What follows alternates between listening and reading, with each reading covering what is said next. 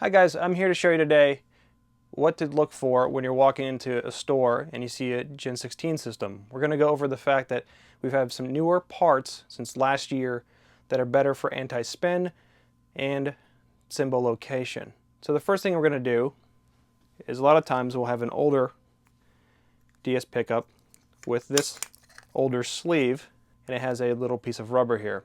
We're going to change that out to our newer one that has a little key bolt in it.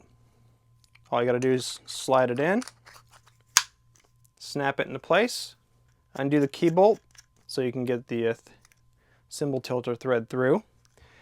And a couple things you need to watch out for. On stands such as DW or some older stands, the symbol tilter itself is a little bit longer. So you may have to end up using this little plastic adapter. On the newer Yamaha and Pearl ones, they're a little shorter, so you probably won't have to use that, and we'll have to adapt our new symbol sleeve to it.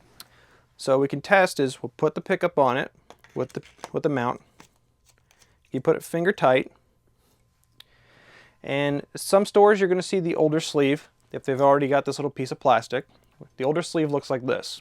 We're not going to use this one anymore because a lot of the new stands have shorter tilters because they're doing that to save some cost. We came up with a solution for one last year, which looks like this. It's got a much longer stem that's got little sections where you can cut it. Also, if you're using a stand that, it's in between, you have a little adapter. So you can put an adapter on it. And it's pretty close to the original one, but will give us a lot more options. So what we need to do, we can test it on this guy. And we've noticed right away, we've covered our whole symbol tilter, and judging by the looks, we're probably going to need to cut the bottom piece where my finger was pinched, just so we can get this on there. And we're just going to find the selection that we want here. There's two spots. For that symbol tilter, we're going to use the bottom one here. And it always helps to have a sharp utility knife to do this. Watch your hands. So now that we've cut down our anti-spin sleeve to the right height for the tilter, just tighten the key bolt in case it needs it with the drum key. And the anti-spin sleeve will have a little recess where it lines up right on the side of the key bolt. You just simply place it in and it fits perfectly in place. Now with the new anti-spin sleeve, you do not need any washers. You don't need any felt, you don't need any sim pad washers for the symbols anymore. It's a lot slicker and a lot more controlled, and it reduces the spin quite a bit. Our next piece is our Gen 16 symbol. Now this one I don't have a sensor on it, because what I'm going to show you guys is a trick for the stores. A lot of times we'll have our sensor and our thumb screw, and there will be a little tiny O-ring in the thumb screw area. A lot of people put it on top.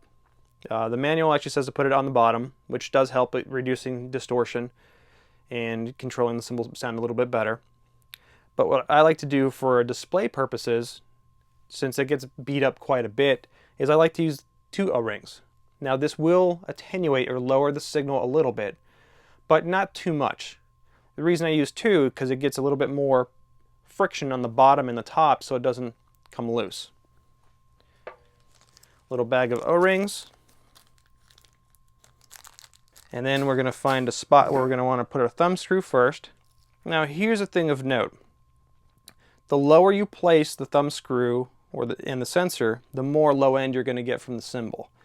The higher up you place it, the more high end you're going to get, especially on the bell region. I like to put it on the size of symbol in 18. I like to go a little bit lower, so near the bottom of the symbol, right before the bow and the edge meet of the cup. Thumb screw there. You just take your O-ring. It's really, really small in my hands. And you just put your thumb on the O-ring and the screw and just slowly guide it. And you'll see that it is right there. And then I just spin it with my fingers. And what this does is it leaves the thumb screw on the symbol where I can just leave it off. It's not coming out. Pretty slick. So when I'm looking at the thumb screw, I leave it essentially with the double O-ring. It just stays on the cymbal. It doesn't come off. It's pretty snug. And when I put the sensor on it, it's a lot easier to put it together. Once I've got my sensor on it, it's pretty snug. This guy's not moving.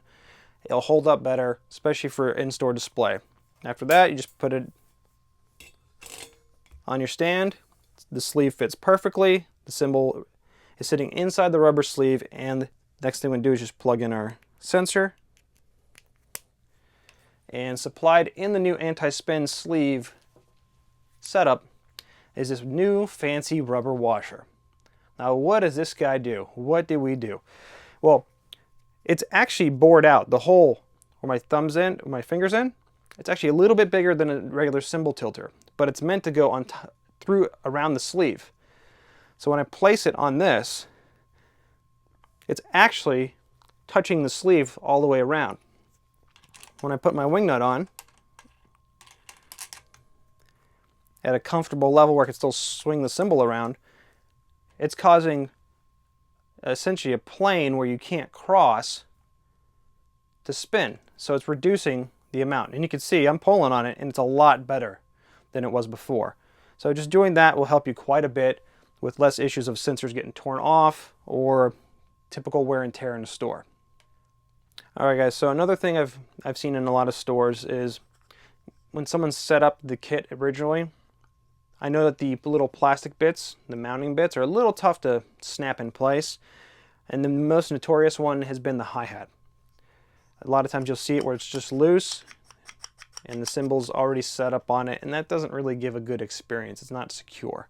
So just make sure that you have in snug, you hear it snap in place, it won't move. It's really hard to get out afterwards, but in a good way. Once you've done that, you can place it back on your hi-hat stand.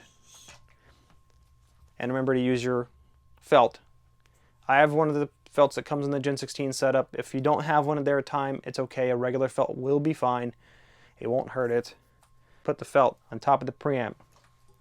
So that way when we put our cymbal, it has a nice flat surface to sit on. To save some time, I've already done the double O-ring trick on the hi-hat. Same thing applies for the placement of the sensor. Lower down, lower frequencies, lower fundamentals. Higher up, brighter, higher fundamentals. This guy it's a regular clutch. It's nothing special. You just feed the cable through the grommet on the bottom and you find your spot to snap in the cable. It's pretty easy. Make sure that the cable's going through there. I have seen a couple times where someone tried to feed the cable through the cymbal hole itself. So just make sure it's going through the grommet. After that, you just wire your cymbals up to the DCP, and then I'm going to show you how to update the DCP to the latest tone shapes. To update the tone shapes or update the firmware and tone shapes, we're going to need a laptop. It could be a PC or Mac. You'll need a USB cable, like a printer one, so it's printer plug, regular USB. On the back of the DCP, there's a little USB port. Just plug it in and plug it into your computer. What we'll need to use is the Access tool, and that's on the Zildjian site. It's free. The tone shapes are also on the Zildjian site, and so is the firmware in case you need it. So I'll definitely send it to everybody in case they need it. I've only had to update maybe 1 or 2 firmware on the DCP units. It's been mostly updating tone shapes. Alright guys, so now what we're going to do is we're going to open up our Access tool. This is on a Mac, but it also works on a PC the same exact way. Open up your Access tool. You're going to get a screen of an older Gen 16 symbol.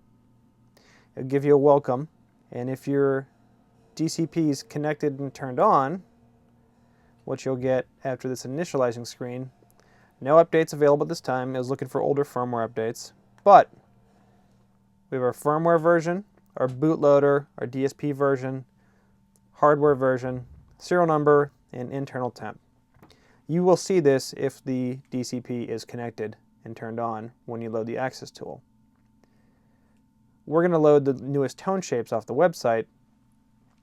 I've already downloaded them and I have them in a folder. So what we're going to do is going to go under File. We can go under Open. And we just got to find our tone shape. You're going to look for Gen16 10 factory, 10 artist preset list. Not the individual presets, but we want a list so we can load everything at once. We'll get a little icon and it'll say AECC at the end as the extension. Once we load it, we're going to get all the presets for each channel. Then we're going to go under File, and we're going to go Export Presets to Symbol Processor. On the very bottom right, you see where it says Export. The screen will flash while it's exporting the tone shapes, and the DCP will reboot and come back up once it's done. Now, some of you may find an older DCP than the current one that's out there, and you might need to do a firmware upgrade. If you need to do that, you go under Tools, Upgrade Device Firmware. This will bring us another screen. Not everybody has to do this, but some people do. Be careful to read the instructions on this. It's very, very important that once you start loading the firmware, you don't touch the computer. You just let it do its thing. You have to load the file on this guy, and it'll tell you before you do the firmware what version you have. So I've seen a couple, maybe a 2.01, 2.1s or 2.16s on the firmware version out there. Not that many. I don't see it very often, but just in case, I'm going to show you guys how to do this. Go to Load File. I have this one in my downloads. It's going to say AE Controller Firmware 3.1.0. If I open it up, it's going to load the file in here. Then you just hit Upgrade. You're going to see another screen, and you got a couple options here. I always do number 3. It just tends to be a lot cleaner. It's a cleaner install for the firmware. If you just install the firmware presets and then load the newest tone shapes, keep in mind that the firmware does not have the newest tone shapes. This was made at the beginning of last year, so before these were done. So if you upgrade your firmware, you're going to need to go back and update your tone shapes. Just press Upgrade. It takes about 5-10 minutes to do it. It's pretty quick. And you'll hear the DCP click on and off, and it says it's done. We get out of this screen, and again, we're going to want to export our presets if we had to do this firmware update. Once it's done, you got all your firmware updates done, your tone shapes done, your DCP's up to the latest and greatest software. So it should sound a lot better, especially when you're using headphones or even through a small little amp.